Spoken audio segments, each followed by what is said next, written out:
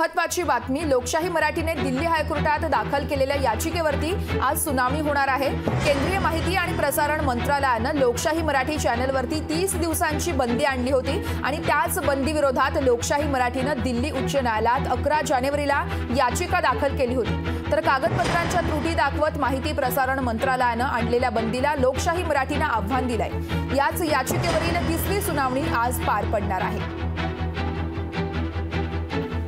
आता एक नजर टाकूयात आतापर्यंत नेमकं काय काय झालं होतं त्यावरती। 9 जानेवारी 2024 संध्याकाळी केंद्रीय माहिती प्रसारण मंत्रालयाची लोकशाही मराठीला नोटीस आली होती। त्यानंतर 9 जानेवारी अर्थातच त्याच दिवशी नोटीस दिल्यानंतर काही वेळातच म्हणजे संध्याकाळी 6 वाजता लोकशाही मराठी न्यूज चॅनल बंद केलं। तर 11 जानेवारी 2024 केंद्रीय माहिती आणि प्रसारण मंत्रालयाच्या बंदीला लोकशाही मराठीने दिल्ली हायकोर्टात आव्हान दिलं आणि कोर्टाने आता सुनावणीसाठी यावेळेस 19 जानेवारी ही तारीख देखील दिली होती।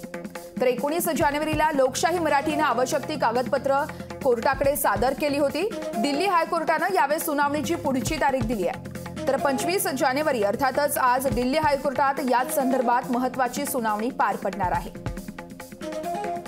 दरम्यान लोकशाही मराठीने आपली सेवा, आपला पत्रकारितेचा वसा डिजिटल माध्यमातून आणि YouTubeद्वारे अविरतपणे सुरूच ठेवलाय।